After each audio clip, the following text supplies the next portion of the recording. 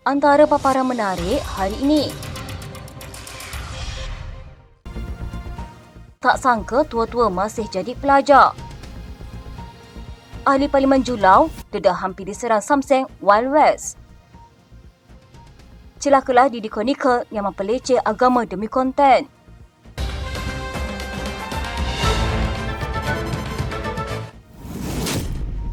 Bekas Perdana Menteri Datuk Seri Ismail Sabri Yaakob memaklumkan bahawa dia sedang melanjutkan pelajaran di Universiti Utara Malaysia.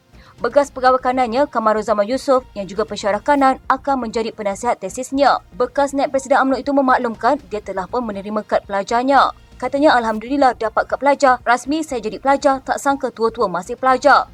Inilah yang dikatakan belajar sepanjang hayat. Ismail Sabri sebelum ini pernah menuntut di Universiti Malaya dalam jurusan undang-undang. Dia dilantik sebagai Perdana Menteri Malaysia yang ke-9 selepas Muhyiddin Yassin meletak jawatan.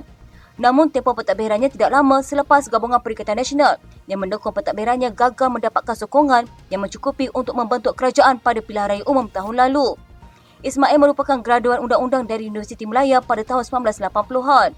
Kali ini, tesisnya berkenaan tindakan yang diambil negara dalam menangani wabak COVID-19 dan dia berkata telah membentangkan cadangan penyelidikan untuk ijazah doktor falsafahnya. Katanya, tesis saya mengenai tindakan Malaysia dalam memerangi COVID-19. Malaysia diiktiraf oleh Pertubuhan Kesihatan Dunia sebagai antara negara yang terbaik dalam memerangi COVID-19.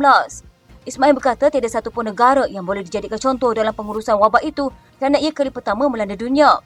Katanya, saya berharap dunia dapat melihat bagaimana pengalaman dan tindakan Malaysia memerangi COVID-19. Ahli Parlimen Julau, Larissa, mendakwa dia hampir diserang oleh sekumpulan Samseng ketika sedang menziarahi masyarakat Cina di kawasan itu. Katanya sebab mereka menyebut kepada salah seorang penyokong saya bahawa mereka telah sediakan senjata di dalam kereta untuk menyasarkan saya. Tetapi kerana itu tidak berlaku, terjadi pertengkaran dan apabila penyokong saya cuba menenangkan keadaan, mereka menolak seorang tuan rumah, ketua rumah panjang ke tanah. Presiden Parti Bangsa Malaysia itu berkata, keadaan pekan yang dahulunya aman di Sarawak kini merupai Wild West. Katanya sepanjang lebih setahun, judi dalam talian telah menjadikan bandar-bandar dan pekan-pekan di Sarawak dikuasai oleh Samseng daripada kumpulan berbeza. Di Julau, selain daripada judi dalam talian, aktiviti haram mereka berkembang kepada penjualan dadah, selundup rokok dan minuman keras kepada pinjaman wang haram.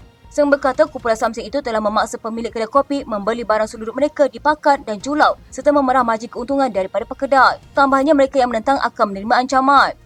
Katanya, dalam satu kejadian beberapa bulan lalu, batu metamfetamin dijual di khalayak ramai di Bandar Julau untuk menunjukkan bahawa mereka tidak boleh disentuh.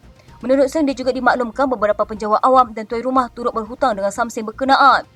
Disebabkan itu, katanya mereka terdesak untuk menjual tanah dan meminjam wang untuk membayar balik Samseng berkenaan yang mengenakan kadar faedah terlalu tinggi. Katanya ramai daripada mereka ini tidak mampu membayar balik dan sering diancam.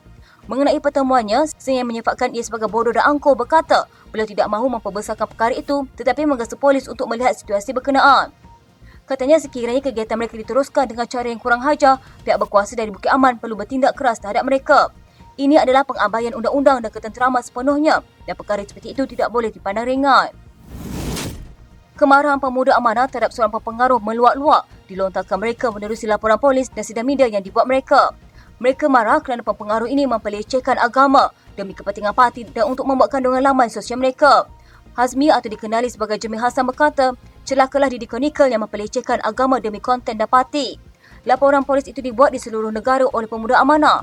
2 laporan polis dibuat di Kelantan sahaja. Katanya Didi Chronicle telah memohon maaf kepada pemuda amanah, tetapi ini bukan soal pemuda amanah sahaja. Ini soal agama Islam yang telah pun dipelecehkan. Agama Islam digunakan untuk dijadikan konten. Kepada Didi Chronicle, kalau saya buat satu video senior bapa kamu, kepala bapak kamu, saya yakin kamu akan menangis dan buat aduan polis. Didi Chronicle telah memuat naik satu poster yang dia anggap menghina agama Islam beberapa hari lepas. Namun, ia kemudiannya ditarik balik dan permohonan maaf telah dibuat selepas pemuda amanah melancarkan kempen membuat laporan polis terhadap beliau. Pemuda amanah telah membuat laporan polis di seluruh negara dengan ketuanya Hasbi Muda telah hadir dalam laporan polis yang dibuat di Putrajaya. Sekian berita hangat di TV pada hari ini. Jangan lupa untuk follow Facebook Malaysia Deadline dan YouTube Dalam TV.